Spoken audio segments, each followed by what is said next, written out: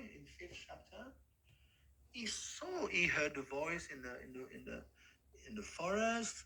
Krishna told him, I'm afraid that as long as you're still slightly attached to the mode of goodness, you cannot see me anymore. But the boy was happy. He heard the voice of Krishna. Then he carried on his life on food. And then what happened at the end of his life, Dasiputra, remember? Like lightning is striking something. Is he, he saw Lord Krishna at the end of his life, up back into the body of Narad. It was just a little of Narad for 2 lines, 2 lines actually. So it's like that, 628 is the happy ending of the movie. The Ashtanga Yogi becomes a pure devotee on the spot. The other fellow that may happen, that's nasty, he considers I'm that Paramatma. The verse is there. It's a personalistic verse. What is that verse? Tadvamasi, Tadvamasi, I'm that. You are that. They say, no, you have become Paramatma. That's worse. That's extremely bad. You merge into Paramatma. Story is over. So all this to say that is that all the other paths are dangerous, lengthy, and dangerous. That is why Prabhupada is telling us in 1 to 11, don't bother. Just take up bhakti. Even if you are awkward and clumsy, but at least you are on the right path towards Bhagwan. Bhagavan iti shabdyate. So Prabhupada didn't bother to give us Baushakayanantasha Buddha Yuva Vasayinam. He didn't bother. By the way, there is this path, that path, take your pick. No, he knew. They are extremely, they have no time. They are mapatitita. So let's give them directly the top level. Satyam Param Dimahi. This is the greatness of Prabhupada. He didn't give us a choice. That is why the academics, they will say, oh, Prabhupada is always putting bhakti everywhere, always putting Krishna everywhere. Yes, because he knows better. He doesn't want us to get sidetracked. You follow? Okay, everyone is clear on 11? Yes, Prabhu. Okay. So these are very deep verses. Okay. So, Tatradadana Munayu Gyan Viraga Yuktaya Pashantyatmani Chatmanam Bhaktya Shuta Grihitaya. 12. A seriously inquisitive student or sage, well equipped with knowledge and detachment, realizes that absolute truth by rendering devotional service in terms of what he has heard from the Vedanta Shruti. Yeah. So what do we understand here? You can look at the purport, it's quite lengthy. By the way, I have given you homework. I don't know if you received.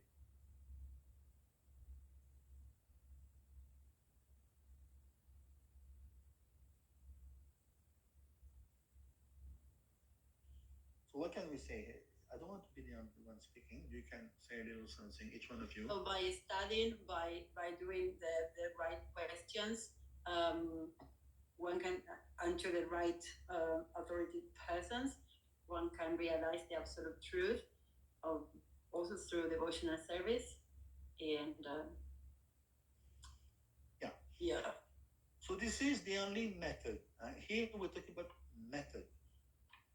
The Abhideya Tattva. What we have to do? This is the verse. Tashadana Munayo. We should be number one, very inquisitive. And it's not only bookworm, book reading. Bhaktya Shruta Grihitaya. We have to render service. In other words, you render service in terms of parampara. You don't. There's a verse in Skanda Puran. If you, what is that verse? If you render, if you practice devotional service outside the scope of Shastra, it becomes a nuisance. Can someone remember that verse? I'm forgetting that verse. Most guy remember Skanda Puranan. It's if you let's say you're practicing bhakti. Oh, I'm doing great. Look at him; he's doing so great. But it's not according to Guru Shastras. Example in Mahabharata, very keen example. Remember with Arjun, Arjun had a competitor, a known competitor. Who was that person? Was it no. Karna? No. A particular. Ekalavya. Please explain. Yeah, he was refused admittance by Dronacharya, betrayed him.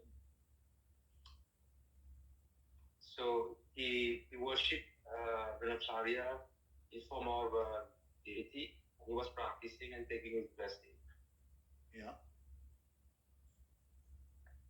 So what happened? Then, yeah, go ahead. So what I understood is he accepted Dronacharya as his spiritual master, but he never got the consent of Dronacharya to Dronacharya never accepted him as his disciple. Yes. And then he did all the he followed all the rules and regulation of a disciple, yet he was not blessed by the guru. And Exactly. Actually, this Prabhu was better skilled than Arjun. Can you imagine?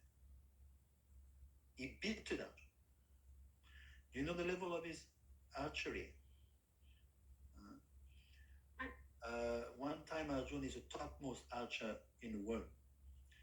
Not only this planet, in what do you call it? In the central island of the Kumandal, Jambudvi. That was top. Arjun is top archer. But this Prabhu, you know what he did in terms of feet? He, with one single arrow, he need he sewed, how do you say, he sewed the mouth of a dog. You know, just like you sew a clothes and you sewing, you know, with one, and he sewed the arrow just with a thread. He just blocked with his arrow, Prabhu. Sorry, yeah, with his arrow, single arrow and a thread. And when Arjun saw that, he said, "There's no way I can do that. No way." Then he complained to Guru Drone, and Guru Drone is quite advanced, and he went straight to the cave of Ekalavya. You know the story. Please give me Dakshina. I'm your Guru. Yes. What do you want, my dear Guru? I want your thumb. And of course, he gave the thumb. And can you be as accurate without a thumb? No. So because of that, his level became lesser. So this is the point of here, this verse. This is the process to realize the tattva described in 11. The munaya, munaya means the sages, the gyanis. They understand that it's only one. And they understand we have to, wherever we have to render service to the devotee. Sorry. You have to mute yourself if you speak to someone else outside the class. Okay. So Jnana and Vairagya basically are the sadhanas for the Jnanis, the yogis. But for the devotee, as we mentioned before, Jnana and Vairagya will come from their only practice of bhakti. And this is the loving reciprocation of the Lord. Krishna knows he needs some knowledge for his service. Let me give him. He needs to be detached from sense gratification. Let me give him. It's coming from Krishna. It's not coming from your own struggle in spiritual life. it's coming from my own practice. I'm going to acquire Gyan. I'm going to acquire Vairagya. That's for the Gyanis and yogis.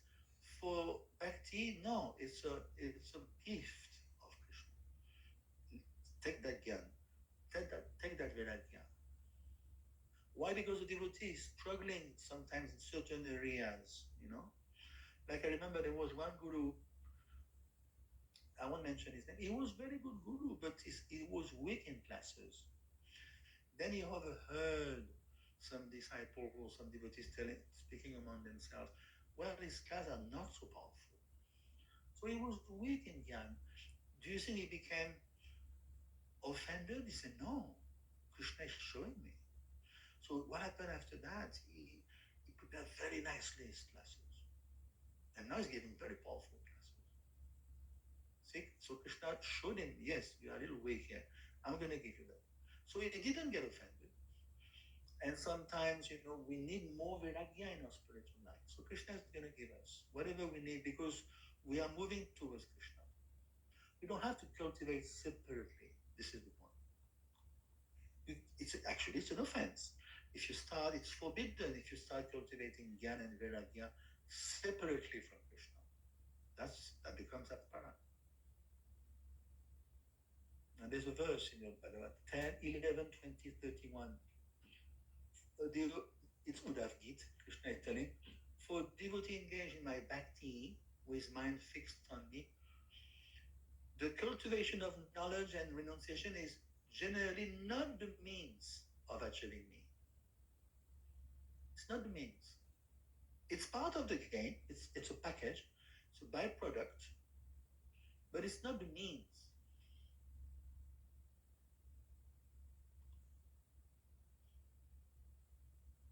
Anyway, it's quite clear. Atapumbir, we started at which time for, okay, another 10 minutes. Atapumbir dijashrishta vanashramvi bhagashaha sanushtitasya dharmasya samsiddhi haritoshanam. Meaning?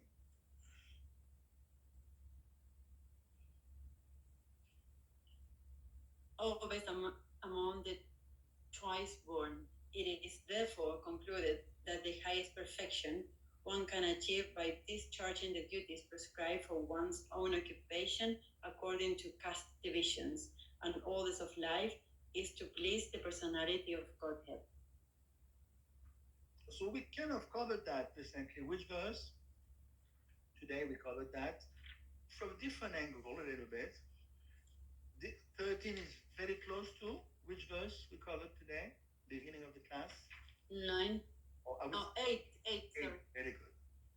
Remember in 8 we discussed that your dharma stanushtita, your vanashram basically.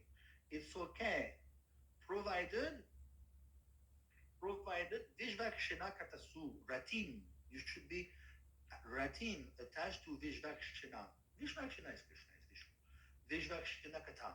If you attach ratim to Krishna kata, then your vanashram is okay. Otherwise, shrama it's useless. It's heavy. It's a helpless. It's useless. So now 13 is back to that topic. What do we hear? Ata Pumbir Dvijashreshta. Dvijashreshta, Sutta is speaking, and Dvijashreshta means speaking to Shonaka. Dvijashreshta, the base of the twice born.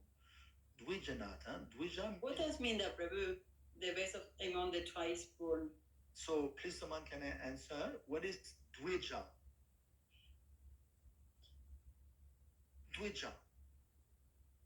Devotee. Dvija, twice born is usually someone who has taken second initiation. It's like he's born first, but then was enlightened as a spirit soul by a guru, and he has taken diksha. He's considered twice born. Yeah. At the first birth, Rajamandari is your parents, semen of your father. This is, you were there in his semen, then entered the ovum of your mother, and this is first birth. For any mammifer, mammals, Even a baleine, a whale is Nemo. That's first birth. Second birth is mantra diksha. When you get Gayatri mantra, it's called mantra diksha. So that's second birth. It's called upanayan. Is with second initiation or with first initiation? Technically, it's second. Mm. But most powerful is first initiation because it's Harinam. See, Gayatri is still within the realm of Pancharatric Vidhi, whereas the first initiation is Harinam. It's not Pancharatric, it's Bhagavad Vidhi. It's higher because the holy name will take you back to Golok. If you chant purely, you go back to Golok. And Gayatri? Gayatri will, at one point, you will see the very advanced devotee, Madhavendra Puri Goshai, and all this. They stopped all the Pancharatrika Vidhi practices. Because, of course, they are pure devotees there. But it's not as high. It's not as high. The first initiation is the most important. So Prabhu, sorry to interrupt you.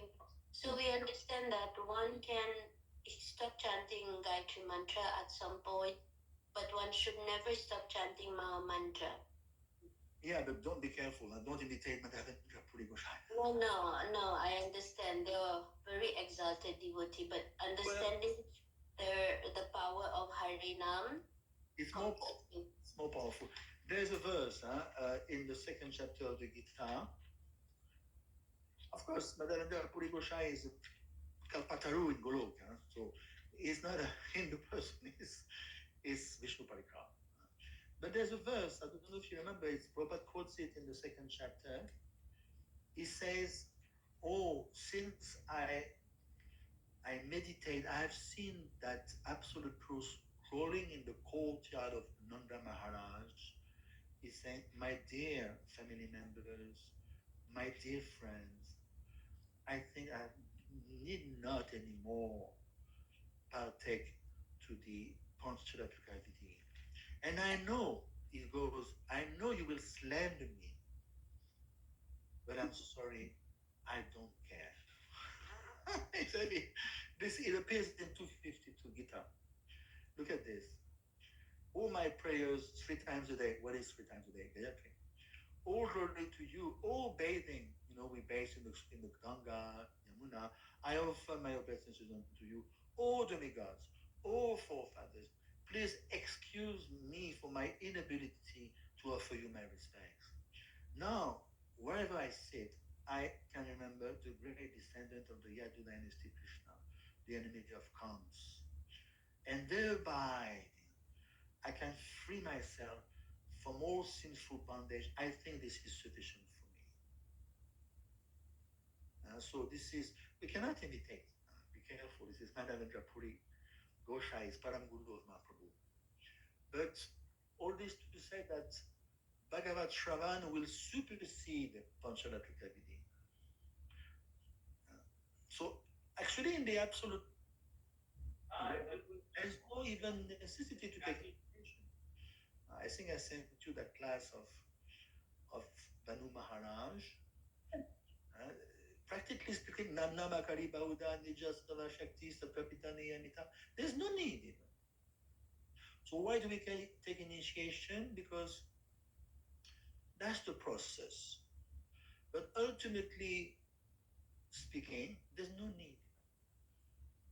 And why do we take second? Because Pancharatrika Vidhi. You cannot just gate crash yourself on the altar. No. Obviously not. You cannot wear stitched clothes, and there is some regulations, Pancharatrika Vidhi. So you need to have mantra diksha. But you can be a very good book distributor, you're not even initiated. You follow? You can be chanting Hare Krishna very high, you're not initiated. You follow? You can give wonderful classes, you're not initiated. So now there's 2 things you cannot get if you're not initiated. What are those 2 things? You cannot go back to Goloka Vrindavan. Oh, that's good. Very good. And number 2? You cannot do deity worship. Yes, that's of a lesser category, but another big one that you cannot achieve if you don't have if you don't receive Harinam, You cannot be connected to the Guru Parampara. yeah, so you cannot go back to Golok, you cannot develop love, Prem Bhakti. But Prabhu, how to reconcile the fact that in our Guru Parampara, we see the line is more Shiksha Guru than Diksha Guru. Yeah. So first of all, it's all there, by the way, in that course entitled IDC, ISKCON Disciple Course. First of all, we should never, we have branched off a little bit, but we'll go back to 1 to 13. First of all, there is no difference between Shiksha and Diksha. We shouldn't be thinking, oh, is my Diksha is superior. No, it's not proper to say that. So we take Shiksha, that's definitely, we are a Shiksha line by far. All these verses that you see, Ata, what is the verse? You should take initiation. That applies to Shiksha, actually, instructions. There's so many verses in the Shastra, from even Bhagwatam. You should. What is that verse? And Tadviganatam Saguru Mevabikachet Samit Panishotidash Vamanishtam. It's absolutely necessary. You should. Tadviganatam Sadguru Mevabikachet. Evabikachet means you must. It's very powerful. You must not trespass this gate. So we must. Tadvidi Pranipatina. So it means actually Shiksha. You should take Shiksha. That's absolute. Now, oftentimes, how does it go? Because you take Shiksha from the person, and gradually, it's just like a marriage. My Guru used to give the example of the marriage. You become very serious with one lady, and it's very serious. And then you propose her. So you want to render the relationship intimate, because we know, according to Guru Tadva, we have discussed yesterday in Madhurya Kadambini, Tikunya radically see that the Guru is going to help you to go within the Krishna Prem, the Krishna Lila, the growth of Vrindavan. That Guru is Srimati Radharani, or you follow Lord Balaram. So it's more like allegiance, allegiance to the past, to the Gaudiya Vaishnavisms. You take vows, you formally take vows. So that you need a diksha for that. The shiksha will not ask you vows. If he does ask you some vows, it becomes diksha. But again, there's no difference. And now, if you want to go on the altar, then you need Panchalakshmi. My Guru Maharaj, I remember, sometimes devotees, ladies, and propose, oh, Maharaj, please, I want initiation. Second, because the first one you don't ask. The first one is the grace of Krishna on you. The other way around. The first one, you cry for it. You cry. You have seen Narottam Das Thakur. He's crying for it. The second one, you don't ask.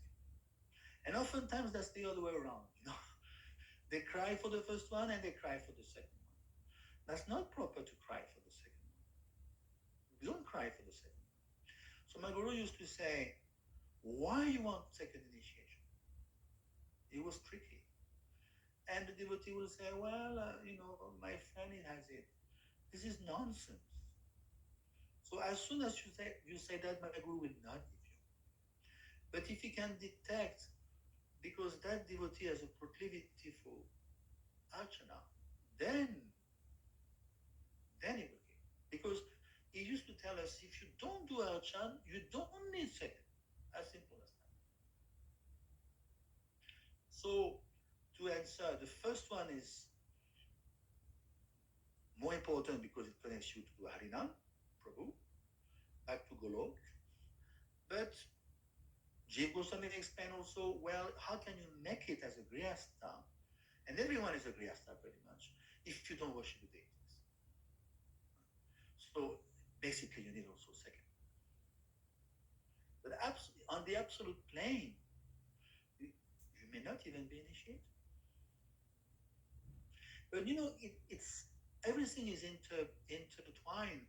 If you become involved very deeply in the process, at one point because you love your guru, you want to commit, just like again husband and wife. You want to commit to that girl, to that man. So you take vows. But I think Harinishta's question, it was more like how to reconcile the fact of not having a proper connection with a guru, or not so much of leaders, guru leaders. That again? Yeah, I think Harinishta's question. Yes. I mean, you see, we emphasize a lot the importance of having a Diksha Guru, and it's also, we just discussed that without initiation, you cannot go back home, back to Godhead. Yet at the same time, in our Guru Parampara, we give, our Guru Parampara is mostly of Shiksha succession than Diksha succession. Yeah. So if you can enlighten me on that. But again, you can be initiated by someone and that person doesn't train you at all. It's possible.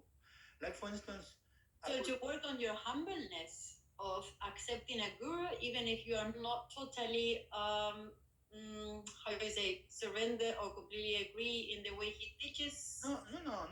It's not like that. I'll take my own example. I was initiated by His Holiness Bhakti Maharaj, okay, in '88. But of course, he taught me by his classes and by his demeanor.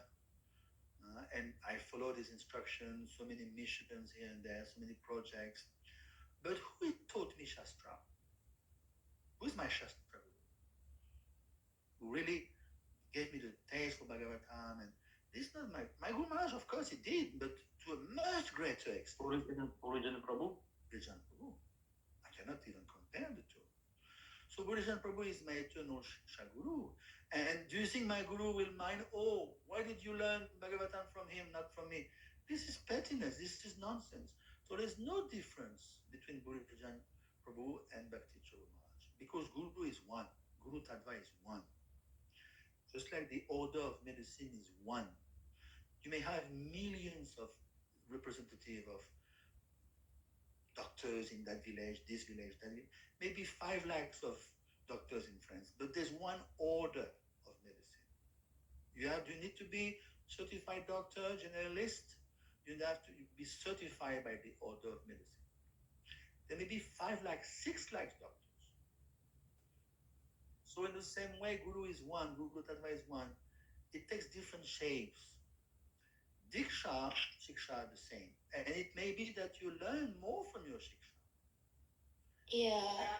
And your Diksha may even voluntarily hand you over to a Shiksha.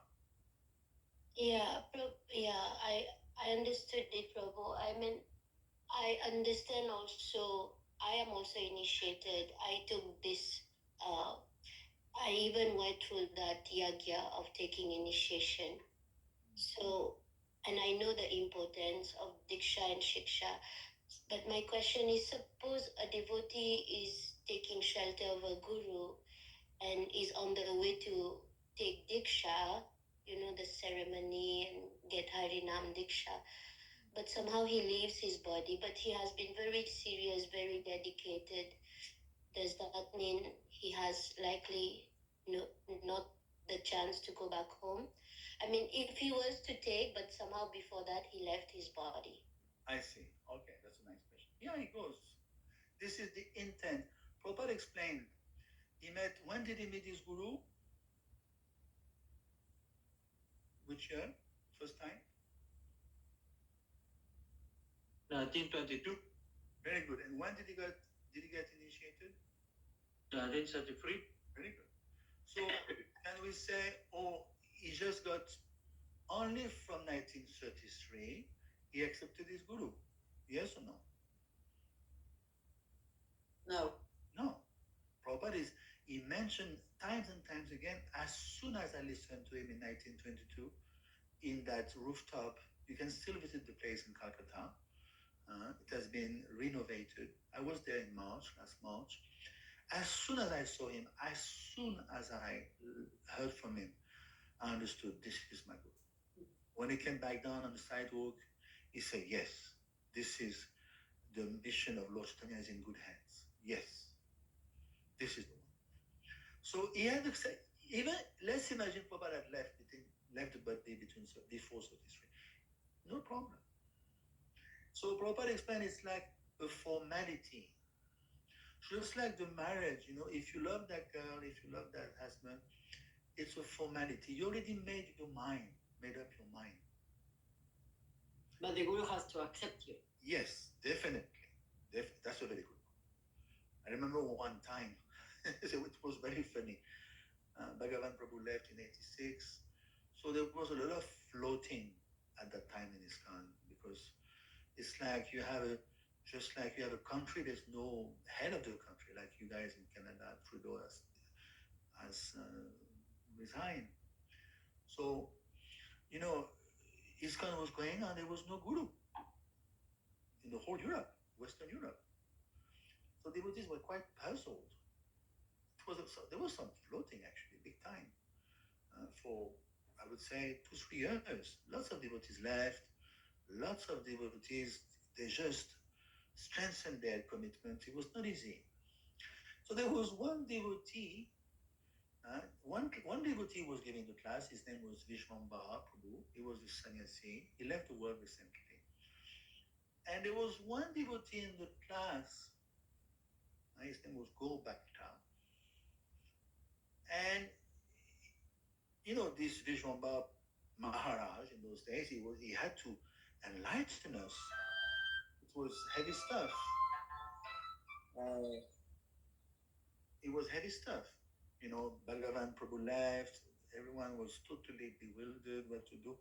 So that devotee go back at the end of the class. He said, "Oh, Maharaj, I'm taking shelter of you. Please accept me," as if to say, I want to ask you for initiation. Number one, that Maharaj was not even appointed as Guru. Number two, that Guru Bhakta never asked formally. He never even told that Maharaj, I want to take shelter of you, at least in terms of Shiksha instructions. Never. So what happened? He said, I don't accept you. So that devotee was totally flabbergasted.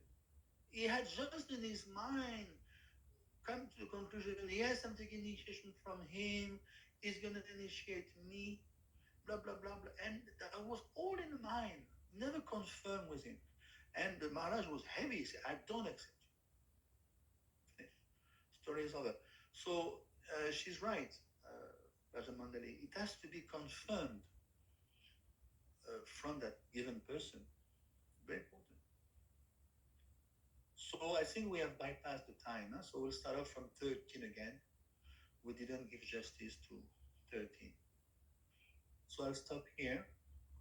Thank you very much. Hare Krishna, thank you, Prabhu. Yeah. So any questions?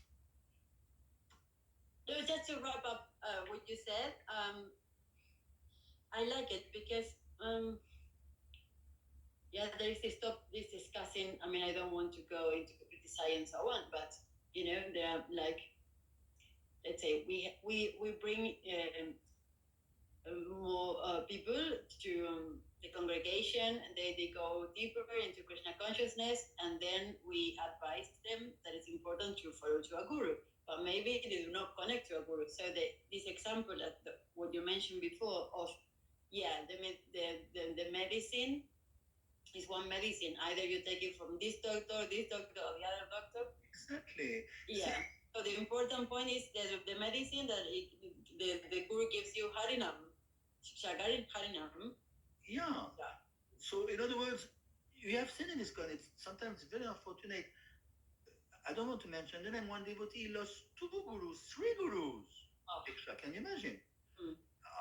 He must be very strong in his faith, and he's still around. Again, he's taking force initiation. false initiation. What does it mean? It means his previous diksha fell down. Huh. That's very heavy. Unfortunately, we cannot put it under the carpet. It happens. So you may have thousands of shiksha. You know, of course, thousands may be too much, but look at your life. You may have in the span of your career in Krishna consciousness, you may have perhaps 4, 5, 6, 10 shiksha. A different period of time in your life. This one is going to help you very much, not even to, perhaps even it's going to prevent you from blooping, from living. Then that one's going to help you for your marriage. That one's going to help you for your study of Bhagavatam. That one's going to help you to take sannyas.